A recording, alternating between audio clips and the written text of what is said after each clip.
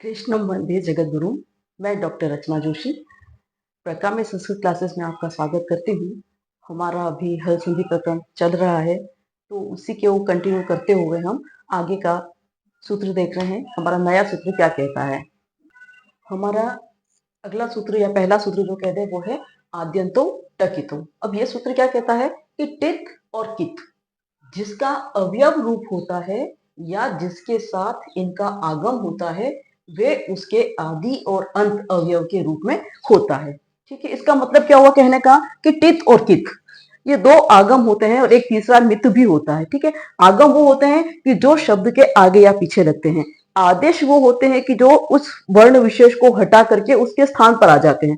ठीक है, तो इसलिए जब वर्ण विशेष को हटा करके जब स्थान पर आते हैं तो वो आदेश होते हैं, तो वो शत्रु की तरह कहलाते हैं, क्योंकि वो पर्टिकुलर वर्ण विशेष का नुकसान कर देते हैं, उससे का अस्तित्व खत्म कर देते हैं। लेकिन आगम जो होते हैं वो मित्रवत होते हैं। क्यों? क्योंकि वो उसका अस्तित्व भी रहने देते हैं जिसके साथ में आ रहे हैं, और उसके आगे या पीछे लगते हैं वो। ठीक है, तो अब ये इसने क्या कहा कि टित और कित जिसका अवयव रूप होता है, जिसका यानी कि आप यहां पर कह सकते हैं वर्ण विशेष, कोई भी वर्ण विशेष के साथ में वो लगेगा, अवयव के रूप में होता है, इसलिए इसको अंग के साथ में या अवयव के रूप में इसको कहा गया है। तो किसी के साथ में लगता है या जिस वर्ण विशेष के साथ में इसका आगम होता है उसके आदि और अंत अवयव के रूप में होता है, यानी कि या तो वो यहां लगेगा और या वो यहां लगेगा। ठीक है, ये दो चीजें बता दी कि एक तो है टित और दूसरा क्या है कित। ठीक है, ये इसने क्या कहा कि ये दो जो आगम होंगे ये आगम या तो यहां होंगे या यहां होंगे। आद्यंत और टकितो ने ये कह दिया। ठीक है, अब टित और कित क्या है, सबसे पहली बात इसको समझ लें आप। तो टित क्या होता है कि वो उपसर्ग कह लें उसको या वो निपात कह लें, ऐसे कि जिसके के अंत के अंदर ट आता है वो टित कहलाता है। जिस भी वर्ण के अंदर, जैसे कि हमने बोला संस्कृत में हमने पढ़ा था, संस्कृत उत्पत्ति में जहां पर लिखा था सूट का आगम होता है ना, तो ये सूट का आगम है, जो सूट जो है ये क्या कहलाएगा, टित कहलाएगा। क्यों? क्योंकि ये जो है वो इसके अंदर ट पीछे आ रहा है जिसकी की इत संज्ञा हो जाती है, तो ये टित कहलाता है। और इसी तरह से कित जो होता है कि जिसके अंदर लास्ट में क आता है, जैसे कि तुक का आगम कह दिया हमने, तो जिसके अंदर लास्ट में क आता है वो कित कहलाता है। ठीक है, तो सुट और कित की बात करते हैं तो जहां पर टित होता है या कित होता है इनका आगम होता है, क्योंकि सु जो 21 प्रत्यय है प्रत्ययों का और इनका उपसर्ग निपातों का इनका आगम होता है, तो एक ये होता है। अच्छा, इसके साथ में थोड़ी सी समझने की बात ये भी है कि अगर एक और इसके साथ में होता है आगम होता है, वो होता है मित। ठीक है, अब ये आगम कहाँ कहाँ होते हैं, कैसे कैसे होते हैं, इसके लिए इन्होंने क्या कहा कि यहाँ पे क्या कोई आगम होता है या तो आदि में होगा या अंत में होगा, लेकिन अब कौन सा आदि में होगा और कौन सा अंत में होगा, ये दूसरी बात आ गई इसके अंदर। ठीक है, तो अब जब इसकी बात हम करते हैं तो ये क्या कहते हैं कि अगर टित होता है तो वो वर्ण विशेष वो वर्ण के आदि में होता है। यानी कि अगर आप टित है यानी कि कोई भी सु प्रत्यय या सु वर्णांत जो आगम हो रहा है वो अगर होता है तो इस वर्ण के आगे होता है, यानी कि यहाँ पर टित का होता है। और वर्ण के जो पीछे होता है तो यहाँ पर कित होता है, जिसके अंदर क की संज्ञा हो जाती है। यानी कि जैसे कि ये सूटी हम बात कर रहे हैं तो स के अंदर से ऊ की संज्ञा भी हो जाती है और ट की संज्ञा भी हो जाती है, तो केवल मात्र इसके अंदर केवल बच जाता है स बचता। ठीक है, तो ये जो स होता है ये टित कहलाता है। या इसके अंदर से जैसे तुक है तो इसके अंदर से भी ऊ का और क का इनकी इत संज्ञा हो जाती है, इसके अंदर केवल त बचता है तो ये त क्या कहलाएगा, कित कहलाएगा। तो इस तरह से इनकी वर्ण विशेष के साथ में इनका आगम होता है। और एक सामान्य जानकारी के लिए हम बात करें तो मित का आगम जो होता है, तो मित के आगम के लिए क्या कहते हैं कि मित का आगम जो होता है यानी कि जिसके अंत में मी आ रहा है, ऐसा प्रत्यय जैसे सु जस अम जो है द्वितीय विभक्ति का एक वचन अम, ये भी प्रत्यय है, ये भी आगम होगा इसके अंदर। तो ये क्योंकि राम शब्द के साथ मान लीजिए आप आगम लगा रहे हैं तो अम हो गया उसका, तो अम जो होगा यानी कि ये पद के एक जो पद होता है पूरा, उस पद के अंतिम जो अच होता है उस अच के बाद में ये म लगता है, इसमें भी क की और ई की, इसकी इत संज्ञा हो जाती है, केवल म शेष रहता है। ठीक है, अब इसके अंदर जब आप करते हैं आगम तो ये पद के अंत में यानी कि अब र है, इसके बाद में आ रहा है, उसके बाद में म है और उसके बाद में अ है, तो ये अंत्यों में अंतिम अच हुआ। और इस अच के बाद में जब होता है तो वो मित का आगम होता है, मित का आगम कहलाता है। जैसे कि हम रामम शब्द बनाते ना, रामम, तो ये म जो है क्या है, मित है। ठीक है, तो पद के अंत में होता है, अचों के बाद में होता है, यानी कि जितने भी वर्ण अच में आ रहे हैं उस पद के अंदर जितने भी अच आ रहे हैं उस अच का अंतिम जो अच होता है उसके बाद में जो आगम होता है वो मित कहलाता है, म होता है उसके अंदर। ये 3 प्रकार से इसके आगम होते हैं। तो आद्यंत टकितो जो सूत्र हमारा वो ये कहता है, यानी कि टित वे आगम होते हैं। अब यहाँ पे अगर आप थोड़ा सा देख लें इसको, तो टित क्या होता है, टित वे आगम होते हैं कि एक तो इसके अंदर से इसमें क्या होता है, टित ये वर्ण के आदि में लगते हैं और ट इत संज्ञक होता है इसमें।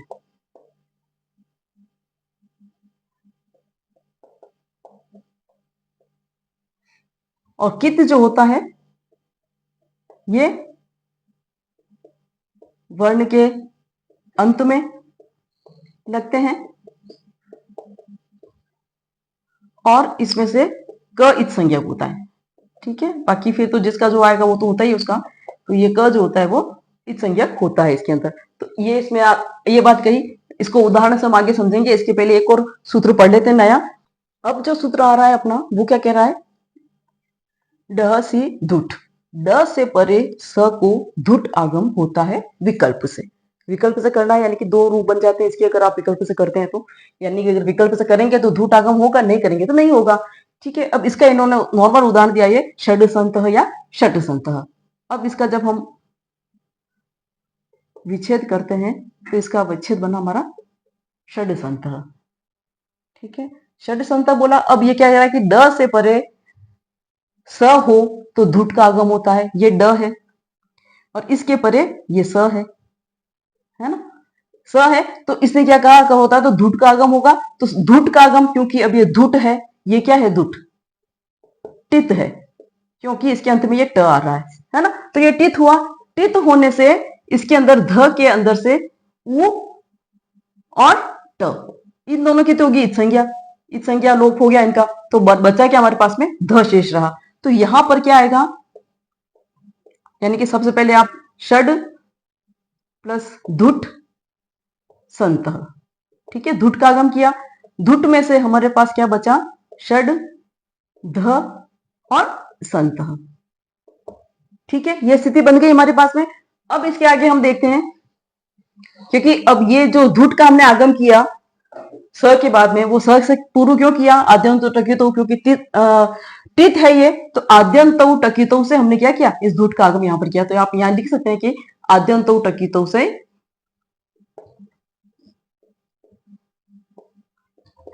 आद्यंत टकितो से धुट का वर्ण के आदि में आगम। ठीक है, तो ये बना, यहां पे ये शब्द बन गया। अब आप देखिए कि ये ध है और ये स है। ठीक, अब हमने एक सूत्र पढ़ा था खरीच।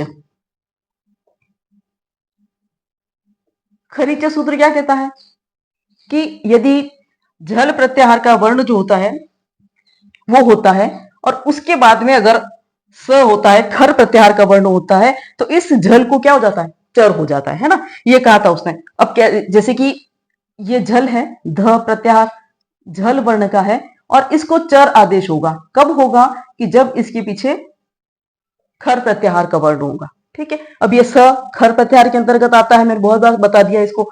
ध जो है वो झल प्रत्याहार का है, तो झल प्रत्याहार के वर्ण को चर आदेश होगा, किसके कारण, इस खर के होने के कारण। ठीक है, तो खर हुआ तो च होगा, तो च से पहला ही वर्ण आएगा इसके अंदर, तो ध सवर्ण होगा, तो ध का सवर्ण क्या बनेगा, त थ द ध, है ना, तो त बना, तो षड त संत। ठीक है, ये स्थिति बन गई हमारी। इसको मैं थोड़ा सा ऊपर लिख लेती हूँ ताकि आपको थोड़ी सी समझने में सुविधा हो जाएगी। तो हमारी स्थिति क्या बनी, षड त और संत। ठीक है, ये इसको ये ले लेते हैं।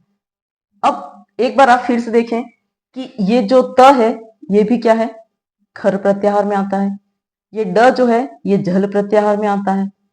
ठीक है, खर के परे होने पर झल प्रत्याहार को चर आदेश हो जाता है।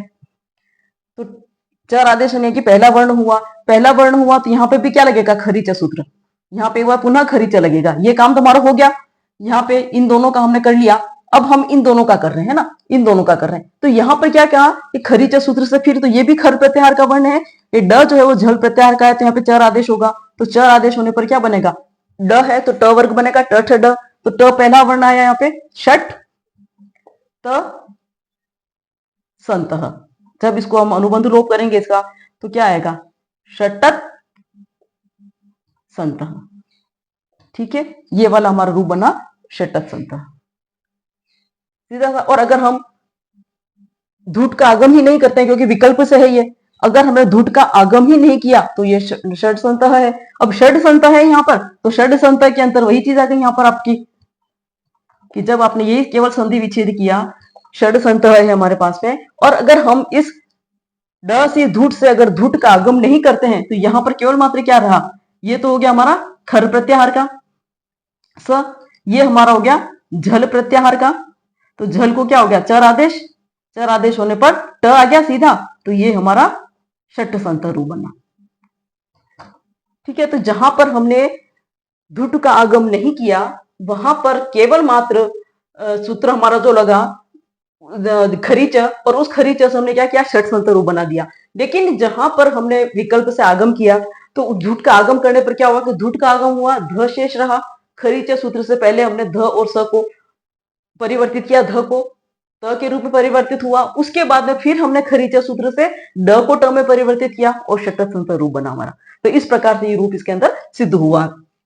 ये जो सूत्र है हमारा, ये क्या कह रहा है, गणों हो कुक टुक शरी, घकार और णकार से परे यदि शर हो तो घकार को कुक तथा णकार को टुक आगम होता है। ठीक है, बिल्कुल क्लियर लिखा हुआ है कि घकार होगा तो कुक होगा और णकार लिखा है तो टुक होगा। अब ये दोनों क और क हैं, ये दोनों क्या है, कित है, क्योंकि दोनों के अंत में क आ रहा है, तो कित होने के कारण ये गकार या नकार होगा, तो उन दोनों के क्या बनेंगे, अंत में उसके आगम होगा, अंत में उसके अवयव बनेंगे। यानी कि अगर ये घ है तो इसके बाद में आएगा यहाँ पे कुक का आगम हो जाएगा, और अगर यहाँ पर ण है तो यहाँ पर टुक का आगम हो जाएगा। ठीक है, इसके अंदर से उ की और क की इत संज्ञा होने पर क्या हो जाएगा, इत संज्ञा हुई तो शेष क्या बचा, इसके अंदर से क शेष बचा, और इसके अंदर से उ की और क की इत संज्ञा हुई तो यहां पर ट शेष रहा। ठीक है, इन दोनों में ये शेष रहा, यानी कि आप जब इस सूत्र से हम जब आदेश आगम करेंगे तो यहां पर यह स्थिति आएगी हमारी। अब इसके बाद एक बार अगला वार्तिक पढ़ते हैं और उसके बाद फिर हम उदाहरण से उसको समझेंगे। तो हमारा अगला वार्तिक है, ये वार्तिक है चयो द्वितीया शरी पोष्कराशय रीतिर्वाच्यम। ये क्या कह रहा है कि पोष्करादि आचार्य के मत में, जैसे शाकल्य वगैरह हुए ना, तो उसी तरह से पोष्कर भी एक व्याकरणाचार्य हुए हैं, तो इनके मत में क्या होता है, ये क्या कहते हैं कि यदि शर प्रत्याहार का वर्ण परे हो, ठीक है, यानी कि परे यानी कि बाद में, यहां पे अगर शर प्रत्याहार का वर्ण है तो चय के स्थान पर, चय वर्गों का प्रथम वर्ण, ठीक है, वर्गों का अगर प्रथम वर्ण होता है तो उसी वर्ग का द्वितीय वर्ण जो होता है, ठीक है, उसी वर्ण का, यानी कि जिस वर्ण का यहाँ पे लिखा हुआ है उसी वर्ण का द्वितीय वर्ण जो होता है वो विकल्प से आदेश हो जाता है। ये वार्तिक कहता है। ठीक है, इसको अब हम थोड़ा सा उदाहरण से देखते हैं इसको कि कैसे क्या कह रहा है ये। तो इसके अंदर एक उदाहरण आता है, प्रांग प्रांग षष्ठः, इसी का एक रूप बनता है प्रांग षष्ठः, इसको ऐसे लिख सकते हैं प्रांग षष्ठः, और एक रूप इसका केवल मात्र रहेगा प्रांग षष्ठः। ठीक है, इसके अंदर जब इसका हम विच्छेद करते हैं तो प्रांग प्लस षष्ठः। ठीक है, यहां पर जब हम किसी भी तरह का, क्योंकि सारे विकल्प से आदेश हो रहे हैं, ठीक है, अगर हम कोई भी आगम हो रहे, सॉरी, तो विकल्प से हम किसी प्रकार का जब हम आगम नहीं करते हैं तो यहाँ पर ये प्रांग षष्ठ तो प्रांग षष्ठ ही रहेगा, इसमें कोई वो है ही नहीं कि हमने जब कुछ किया ही नहीं है तो ये प्रांग षष्ठ ही रहा हमारा रूप। ठीक है, हमने कोई भी विकल्प से आदेश नहीं किया। लेकिन जब हम अब आदेश करते हैं तो हमारा जो पहला जो सूत्र था वो क्या कहता है, गणों कुक टुक शरी वाला, कि अगर शर प्रत्याहार का वर्ण है, ये जो है शर प्रत्याहार का वर्ण, ठीक है, और किसके परे है, घकार से परे है, घ आ रहा है इसके अंदर प्रांग, ठीक है, घकार से परे आ रहा है ये, तो घकार के परे शर होने पर घ को क्या हो जाएगा, कुक आगम होगा, ठीक है, कुक और टुक दो आगम बताए थे उसने, तो ये वाला जो हमारा सूत्र था, गुणों हो कुक टुक शरी, है ना, ये जो सूत्र है हमारा, इस सूत्र से क्या होगा कि यहां पर किसका आगम हो जाएगा, कुक का आगम, ठीक है, षष्ठ, क्योंकि ये शर प्रत्याहार कर रहा है तो कुक का आगम हुआ, कुक के अंदर से इस संज्ञा हो गई जो पहले बताया था हमने, तो हमारे पास क्या शेष रहा, प्रांग प्लस क प्लस षष्ठ, ठीक है, ये हमारे पास शब्द रहा। अब आप देखें कि जब हम संयुक्त वर्ण की बात करते हैं तो संयुक्त वर्ण में क और श, ये दोनों मिलकर के क्या बनता है, क्ष बनता है, तो जहां पर जब हम इसको करते हैं तो प्रांग और क और श मिलकर के क्या बना, क्ष, प्रांग षष्ठ, तो एक हमारी ये सिद्धि हो गई प्रांग षष्ठ, ठीक है, ये हमारी दूसरी सिद्धि हुई प्रांग षष्ठ। पहली सिद्धि ये हुई कि हमने कुछ नहीं किया तो ये केवल ऐसा ही रहा। दूसरी सिद्धि ये हुई कि जब हमने कुक का आगम किया और कुक का आगम करने पर क और क्ष बना, तो हमने इसको क्या किया, संयुक्त अक्षर के रूप में परिवर्तित किया। संयुक्त अक्षर के रूप में जब परिवर्तित किया तो क और क्ष मिलकर के क्ष बना और क्ष बनकर के ये प्रांग षष्ठ रूप बना, ठीक है, तो ये स्थिति हुई। अब तीसरी हम इसकी प्रांग अक्षर की बात करते हैं, तो अब यहां पर हमने ये कत कर दिया यहाँ पे, अब इसको यहाँ पे हम इसको इस रहने देते हैं, इसको भी यहां से इसको मिटा देती हूँ मैं ताकि आपको सरल। अब यहां पर इसने क्या कहा कि ये स्थिति हमारी बन गई प्रांग का षष्ठा बना। अब ये हमारा वार्तिक आया, वार्तिक ने क्या कहा कि शर प्रत्याहार का वर्ण परे हो, ये शर है ना, शर प्रत्याहार का अगर वर्ण परे होता है तो ये चय वर्ण जो है उसी वर्ग का द्वितीय अक्षर बन जाता है। तो चय के अंदर एक क जो है, तो क का दूसरा वर्ण क्या हुआ, क वर्ग का दूसरा अक्षर क्या हुआ, ख, तो क्या बन गया हमारा शब्द, प्रांग ख षष्ठ, ये रूप बना, ये तीसरा रूप बना, ठीक है। तो सबसे पहले तो प्रांग षष्ठ कुछ भी नहीं किया क्योंकि ये सारे विकल्प से होते हैं, कुछ भी नहीं किया तो प्रांग षष्ठ ही रहा हमारे पास में। अगर हमने गुणों हो कुक रुक शरी वाला सूत्र लगाया तो कुक का आगम हुआ जो कि घकार होने से कुक का आगम पीछे होगा, अंत्य अवयव बनेगा, तो वो कुक बना, कुक में से क शेष रहा।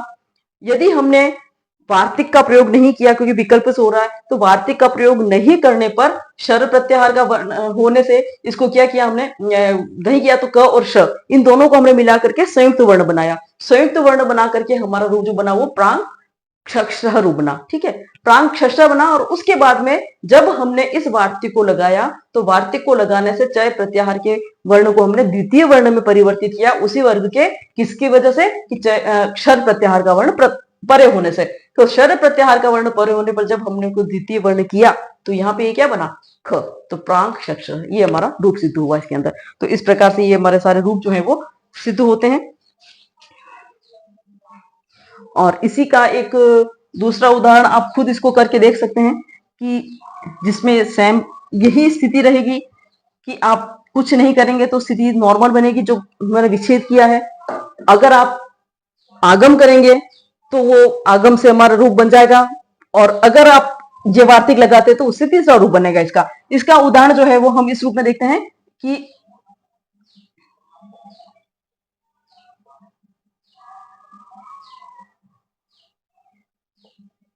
सुगण षष्ठ, एक तो ये हमारा सुगणठ षष्ठ, एक तो ये रूप हमारा बनेगा। एक हमारा दूसरा रूप बनेगा सुगणट षष्ठ, ठीक है, और एक हमारा जो रूप बनेगा वो बनेगा सुगण षष्ठ। तीनों ही रूप वैसे ही बनेंगे जैसे कि हमने पहले बनाए थे। इसके अंदर केवल मात्र फर्क क्या आएगा कि ये जो है सुगण प्लस षष्ठ। ठीक है, ये नॉर्मल है। जब हमने किसी भी तरह का कोई भी आगम आदेश नहीं किया विकल्प से होने की वजह से, तो ये केवल मात्र जब आप इसको अनुबंध लोप कर देंगे तो सुगण षष्ठी रूप बनेगा। इसमें कुछ भी नहीं हुआ, कोई चेंज नहीं होगा। लेकिन चूंकि अब यहाँ पर ण है और आप णो हो कुक टुक शरी वाला सूत्र लगाएंगे, तो इस ण के पीछे, क्योंकि कित है वो भी टुक आदेश होता है, तो ण के बाद में टुक आदेश हो जाएगा, आगम होगा, सॉरी आदेश नहीं, टुक आगम होगा। और आगम होगा तो इसके अंदर से क्या बचेगा, ट शेष रहेगा। ठीक है, अनुबंध लोप करेंगे आप तो सुगण षष्ठ, ण और ट साथ में आ जाएगा, तो सुगण षष्ठ। ये रूप हमारा बन गया, ये वाला रूप, ये वाला सॉरी, ठीक है, ये वाला रूप बना, सुगण षष्ठ बन गया। और इस वार्तिक का जब आप प्रयोग करते हैं तो ये ट जो है हमारा, क्योंकि हमारा यहाँ पे ट बन रहा है, ये सुगण षष्ठ बन रहा है हमारा, ये हमने रूप सिद्ध किया, सुगणट षष्ठ बना। और अगर जब हम वार्तिक का प्रयोग करेंगे तो इस ट के स्थान पर वर्ण का द्वितीय अक्षर हो जाएगा, ठ हो जाएगा, तो सुगणट षष्ठ ये रूप सिद्ध होगा। ठीक है, तीनों ही क्रम से जब हम करेंगे इसको तो इसका रूप इस प्रकार से इन तीनों का सिद्ध हो जाएगा।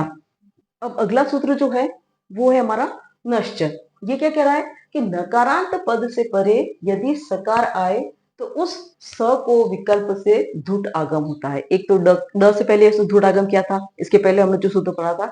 अब यहाँ पे क्या कह रहा है कि यदि नकारांत पद होता है, नकारांत पद यानी कि पद के अंत में न आ रहा है, किसी पद के अंत में, पद से परे है ना, तो न आ रहा है, तो न के बाद में जो होगा वो धुट का आगम होगा। ठीक है, ये धुट का आगम जो होगा वो विकल्प से होगा। लेकिन जब हम धुट का आगम करेंगे तो ये क्या बनेगा, ये टित है तो ये आदि अवयव बनेगा इसका। ठीक है, आदि अवयव बना यानी कि वो आगे की तरफ लगेगा। अब इसका उदाहरण जो है वो देखते हैं।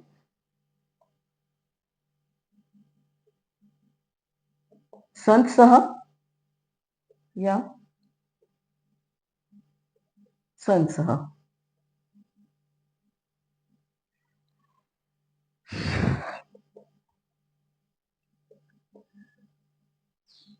अब आया संत सह। अब ये क्या कह रहा है कि यदि नकार से परे सकार, यानी कि ये न है और इसके बाद में ये स आ रहा है ना, ये स आ रहा है, तो न से परे यदि स आए तो स को विकल्प से धुट आगम होता है, यानी कि इस स को जो होगा वो क्या होगा, धुट आगम होगा, धुट आगम होगा। अब ये टित है तो ये टित कहां आगम होगा, स से पहले आगम होगा क्योंकि ये टित है ना। तो अब जब हम आगम कर रहे हैं इसका, तो सन प्लस धुट और स। ठीक है, ये आगम हो गया, सह बना हमारे, ये सह बना हुआ है, स आगम हो गया। अब जब आप वही इत संज्ञा वाली बात हो गई, इत संज्ञा करी हमने, तो हमारे पास क्या बचा इसके अंदर से, सन ध और सह। ठीक है, ये स्थिति बन गई। अब जब ये स्थिति बनी तो ऐसी स्थिति में आप देखो कि ये ऑफिस क्या है, कौन सा वर्ण आया ये हमारा, ये कौन सा वर्ण आया, फिर देखिए कौन सा सूत्र लगा हमारा, खरी च सूत्र लगेगा यहां पर, क्योंकि अब ये क्या है, ये हमारा जो है वो खर प्रत्याहार का वर्ण है यहां पर। ठीक है, स जो है वो, स जो है वो क्या है, खर प्रत्याहार का वर्ण है। ये ध जो है वो झल है, तो झल को क्या हो जाएगा, चर आदेश होगा, चर आदेश हुआ, त वर्ग हुआ, पहला वर्ण आएगा, ध के स्थान पर क्या आ जाएगा, त आ जाएगा, सन त सह। ठीक है, अनुबंध का लोप किया तो संत सह रूप बन गया। क्लियर है, ये जो धुट का आगम हुआ है, ये धुट का आगम किससे हुआ, कौन से सूत्र से हुआ, आद्यंतु टकितो, क्योंकि क्या कहा है उसने कि टित होता है तो वो क्या होता है, पहले होगा वो, है ना। तो यहां पर आप चाहे तो लिख सकते हैं आद्यंतु टकितो सूत्र से आदि अव्यय बना तो धुट से हुआ। खरीच सूत्र लगेगा, खर प्रत्याहार का वर्ण पीछे है, उसके बाद में झल प्रत्याहार का वर्ण पहले है तो झल प्रत्याहार के वर्ण को क्या हो जाता, चर आदेश होगा। चर आदेश होने से इसी वर्ग का पहला अक्षर लगेगा, पहला अक्षर ध है तो पहला अक्षर क्या आएगा, इसका त आएगा। त लगाया, सन रूप बना हमारा, ठीक है। और अगर हम कुछ भी नहीं करते क्योंकि विकल्प से है तो ये संस है तो ये संस ही रहेगा, अनुबंध लोप कर दिया तो ये रहेगा, और पूरी प्रक्रिया करते हैं तो ये संस रूप बनेगा हमारा। तो इस तरह से इसका जो है वो रूप सिद्ध होता है। अगला सूत्र हमारा आ रहा है शीतुक। ये क्या कह रहा है कि यदि पदांत नकार से परे शकार हो तो न को विकल्प से तुक आगम होता है, ठीक है। न को विकल्प से तुक आगम होने का क्या मतलब हुआ कि तुक है तो अंत में बनेगा वो, यानी कि न है और उसके पश्चात यदि शकार आ रहा है तो इस न को तुक आगम होगा, तो स्थिति क्या बन जाएगी हमारी, न तुक और शकार, ठीक है, ये स्थिति बनेगी। और इसके अंदर से ऊ की और संज्ञा होने पर इसके अंदर से केवल त शेष रहेगा, ठीक है। ये हमारा रूप इसके अंदर बनेगा। अब हम इसको इस उदाहरण के रूप में देखते हैं, उदाहरण से करते हैं कि संयचर शंभु। सबसे पहले ये स्थिति आ रही है। अब हम इसका उदाहरण देखते हैं। सन प्लस शंभु, यह स्थिति है। अब इस स्थिति में सबसे पहले इसने क्या कहा कि यदि पदांत नकार के पश्चात शकार हो, यहाँ ये पदांत नकार है और उसके पश्चात ये शकार है, तो न को तुक आगम होगा। तुक आगम क्योंकि कित है तो ये अंत में बनेगा तो सन के पीछे आएगा, तो न के पीछे तुक आगम होगा हमारा, और तुक आगम होकर के और शंभु आएगा पीछे, ठीक है। ये हमारी स्थिति आई, ये बनी, ये किस सूत्र से बनी, शीतुक से। शीतुक से आगम हुआ, इसके अंदर से क्या बच गया हमारे पास, त बचा, ठीक है, इस संज्ञा होने पर, तो सन त शंभु, ये स्थिति हो गई। अब आप यहां पर आकर के अब हम एक बार देखते हैं कि ये त है और ये श है, ठीक है। एक सूत्र का प्रयोग हम यहाँ पे करेंगे तब ये त जो है वो च में आएगा, ठीक है। कैसे आएगा, स्तोहुष चुनाशुहु पढ़ा है आपने सूत्र,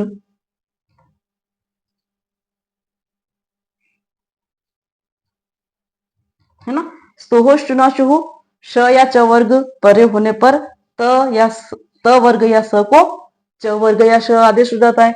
ये त वर्ग है तो त के स्थान पर क्या आदेश हो जाएगा, च आदेश होगा। तो यहां पर क्या स्थिति बनी हमारी, सन प्लस च प्लस शंभु, ठीक है। स्तोहोश चुनाशुहु, शीतुक लगा करके जब स्तोहोश चुनाशुहु हमने ये दो सूत्र लगाए तो ये स्थिति बनी, और जब हम इसका अनुबंध लोप करेंगे, अनुबंध लोप भी नहीं होगा, तो ये स्थिति बन गई हमारी सन च और शंभु, ये स्थिति आई। अब आप दोबारा से फिर देखें इसको कि ये काम हमारा पद का पूरा हो चुका है, तो अब ये नया पद बन गया यहाँ पे, सन और च हो गया। अब इसको देखो, है ना। अब यहाँ पे भी क्या हो रहा है, ये भी चकार का योग है, ये पीछे न आ रहा है, ये त वर्ग का आ रहा है, तो वापस यहाँ पे फिर से पुनः ये स्तोहोश चुनाशु सूत्र लगेगा हमारा,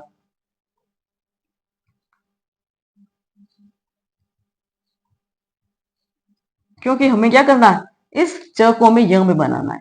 इसलिए इसने क्या कहा कि यदि यह न को, सॉरी, है ना, तो न को जब हम बनाएंगे तो क्या कहा इसने कि स्तोहोश चुनाशु च वर्ग का है, तो इस त वर्ग को क्या हो जाएगा, च आदेश हो जाएगा। च का अनुनासिक लगेगा इसके अंदर क्योंकि ये त का अनुनासिक है, तो लगाने पे क्या बनना, स्वयं च शंभु, ठीक है, ये स्थिति बनी। अब जब आप अनुबंध लोप इसका करते हैं तो संय च शंभु, ये स्थिति बन गई हमारी, ये संय च शंभु, ठीक है। ये स्थिति यहां पर आई, किससे आई कि सबसे पहले हमने शीतुक लगाया, शीतुक लगा करके तुक का आगम किया, तुक का आगम करके स्तोहोश चुनाशुहु सूत्र लगाया, स्तोहोश चुनाशुहु से त को हमने च परिवर्तित किया, उसके बाद में फिर से हमने स्तोहोश चुनाशु लगा करके इस न को हमने य में परिवर्तित किया, और य में परिवर्तित करके जब अनुबंध लोप किया हमने तो संयच शंभु, ये एक रूप हमारा यहां तक आकर यहाँ पे सिद्ध हो गया, ठीक है। अब इसी की प्रक्रिया को हम आगे बढ़ा रहे हैं कि जब हमारे पास रूप बना संयच शंभु आ गया, ठीक है, यानी एक ग्रुप तो यही परंत हो गया क्योंकि सारी चीजें विकल्प से हो रही हैं, तो आप जहां चाहे वहां इसको स्टॉप कर सकते हैं, विकल्प से नहीं करना हो तो अब हमारे पास एक ये स्थिति आ गई, संय च शंभु। ठीक है, ये स्थिति आ गई। अब एक सूत्र हमने बाद में पढ़ा था, षष्ठो अट्टी, है ना। षष्ठो अट्टी जो हमने सूत्र पढ़ा था, वो हमारा सूत्र जो वो क्या कहता है कि यदि झय प्रत्याहार का वर्ण हो और उसके बाद में श हो, तो वो श जो होता है वो छ में बदल जाता है ना। ये षष्ठोटी सूत्र क्या कहता है कि यदि झय प्रत्याहार का कोई वर्ण होता है और उसके बाद में यदि ये श होता है, तो ये श क्या होता है, छ में बदल जाता है, इसको छ में बदल दिया जाता है, छकार आदेश हो जाता है इसका। अब यहाँ पर ये च जो है ये झय प्रत्याहार के अंदर आता है ना। ये आपने प्रत्याहार पढ़े हैं, देख लेना, आप शब्द गिन लेना उसको। तो ये झय प्रत्याहार का वर्ण परे होने पर इस श को छ आदेश हो गया, षष्ठोटी। ये सारे आदेश विकल्प से हो रहे हैं। ठीक है, अब ये आदेश हुआ, तो आदेश होने पर क्या हो गया कि सय च की जगह पे क्या हो गया छ, और च की जगह तो च ही रहा, और छ की जगह पे क्या हो गया छ, शंभु। ठीक है,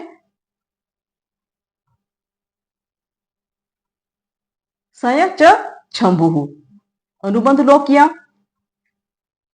सय च शंभु, ये दूसरा रूप सिद्ध हो गया।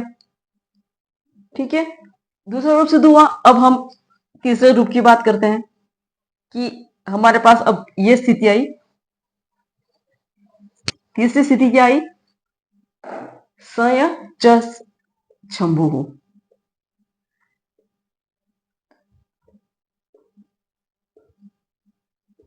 है ना। ये स्थिति आ गई, यानी कि ये दो तो हमारे पास शब्द की स्थितियां हो गई। अब हमारे पास तीसरी स्थिति आई, सय च शंभु।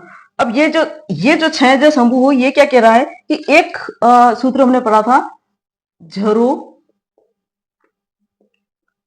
झरी सवर्ण, सवर्ण, है ना।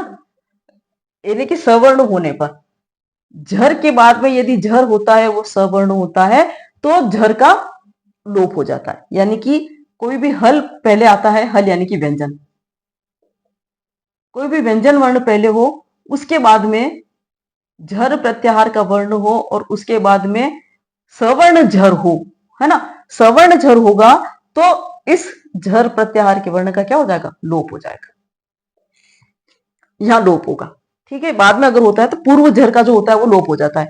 झरो झरी सवर्ण जो सूत्र कहता है वो क्या कहता है कि सवर्ण होने पर, ठीक है, सवर्ण होने पर यानी कि पहला जो वर्ण आएगा वो हमारा कैसा होना चाहिए, व्यंजन होना चाहिए, हल होना चाहिए। हल के बाद में झर प्रत्याहार का यदि कोई वर्ण आ रहा है और उसके बाद में उसी का सवर्ण, क्योंकि वो सवर्ण होगा तो भी झर प्रत्याहार बनेगा, सवर्ण झर प्रत्याहार का वर्ण आ रहा है तो पूर्व झर का जो वर्ण है उसका लोप हो जाता है। अब यहां पर इस स्थिति में जब आप देखें तो ये जो य है ये क्या है, व्यंजन है ना। यह जो है वो व्यंजन है, हल आ रहा है यहाँ पे, मैं दिख रहा है सामने क्लियर कि ये हल है, व्यंजन है।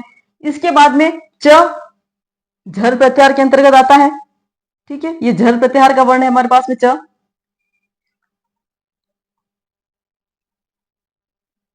ये जो च है ये झर प्रत्याहार है, इसको मैं यहां लिख देती हूँ, ये हल है। और इसके बाद में ये छंभु का जो छ आ रहा है ये भी जर प्रत्याहार है। ठीक है, और ये दोनों सवर्ण है, च और छ, च छ एक ही वर्ग के हैं, सवर्ण है।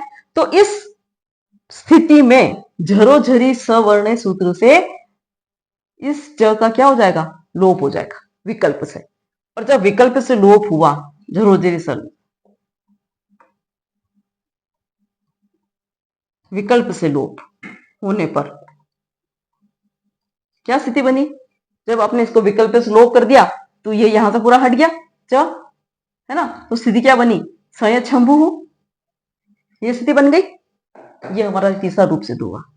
और जब सय शंभु की जब हम बात कर रहे हैं तो सबसे पहले हमने लिया था सन प्लस शंभु, सिंपल शब्द की संधि हुई थी हमारी सन शंभु। ठीक है ना, यहां पर कुछ नहीं करना था, केवल एक सोहो चुनाश चुहु सूत्र का प्रयोग करके शकार होने से इसको हमने क्या किया था, तवर्ग आदेश किया, च वर्ग आदेश किया, तो सय शंभु। सबसे पहली स्थिति हमारी यही बनी थी कि सय शंभु, इसके बाद में तुक का आगम है ना, तो तुक का आगम किया तो ये जो स्थिति बनी, तो तुक का आगम नहीं होने की वजह से यहाँ पे क्या हुआ कि ये सय शंभु स्थिति बनी। तो ये चारों स्थितियां जो है वो इस प्रकार से इसके अंदर बनती हैं और ये सय शंभु जो होता है वो शब्द जो होता है वो हमारा सिद्ध होता है। अब अगला जो सूत्र है वो क्या कह रहा है, घुमो रस्मादचि मूल नित्यम। यदि रस्व स्वर के बाद में गम हो तो उसके पश्चात कोई अच हो तो उस अच को गमुट आगम होता है। ठीक है, अब यहाँ पर थोड़ी सी ये चीज समझने की, सबसे पहले तो क्या होना चाहिए कि रस्व स्वर होना चाहिए, रस्व स्वर के बाद में गम प्रत्याहार का कोई वर्ण होना चाहिए और उसके बाद में यदि कोई अच होगा, अच को ना, तो अच कोई भी होगा तो उस अच को गमुट आदेश होगा। इसकी स्थिति कैसी बनी, ये वाली, जैसे ये रस्व स्वर, फिर इसको आप ऐसे समझ सकते हैं कि रस्व स्वर, उसके बाद में गम प्रत्याहार का वर्ण आएगा, उसके बाद में अच होगा तो इस अच को क्या हो जाएगा, गमुट आगम होगा। ठीक है, अब गम प्रत्याहार के अंदर जो यमन गणना जो है उसके अंदर से य को निकाल दे, गण और न, ये तीन वर्ण जो आते हैं वो गम प्रत्याहार के अंदर आएंगे। ठीक है, अच के अंदर सभी स्वर आ जाते हैं और गमुट टित है, इसके अंदर गुट, नुट और नुट, ये तीन आगम होते हैं।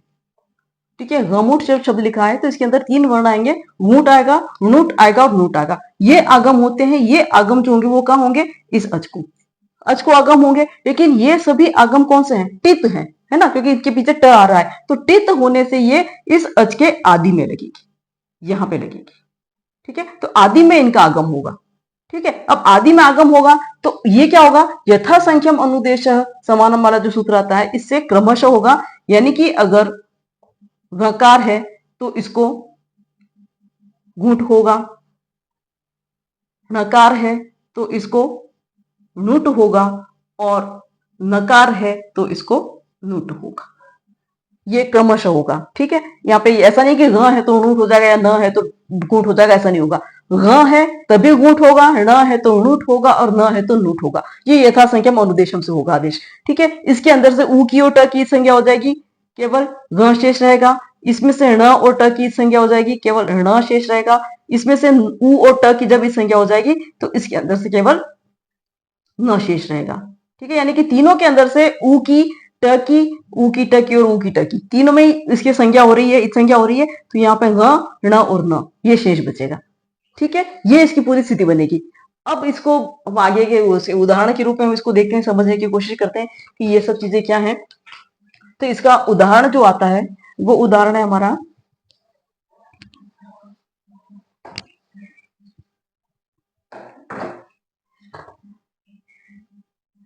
प्रत्यंग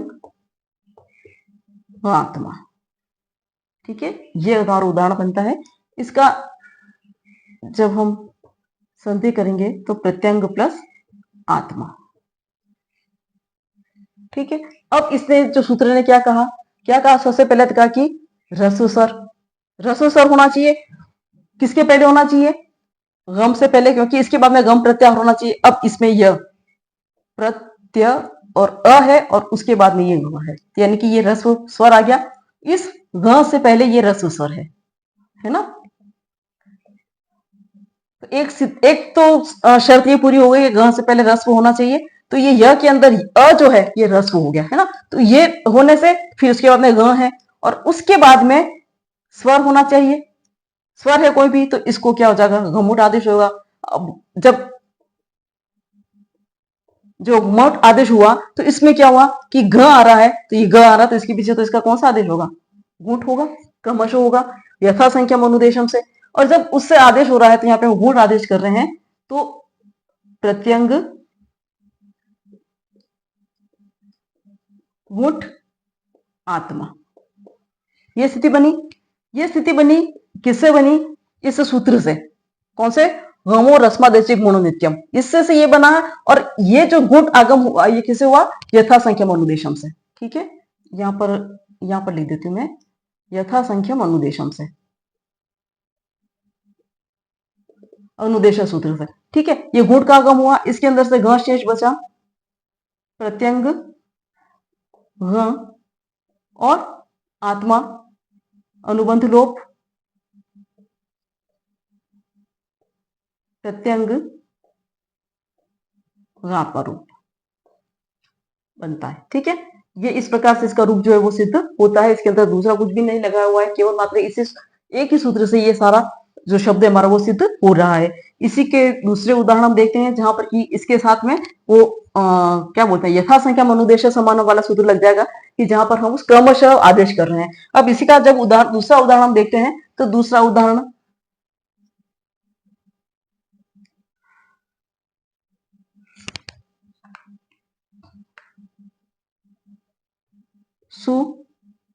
सुगणिशः, और एक उदाहरण मिलेगा हमको दूसरा सन्न च्युतः। ठीक है, ये दोनों उदाहरण, ये दोनों सेम प्रत्यंगात्मक की तरह बनेंगे, केवल फर्क क्या आएगा कि यहां पर ण होने से, सुगण ण है, ग के अंदर अ है, रस्व अ है, ण है, तो यहां पर णुट का आगम हो जाएगा ईशः। ठीक है,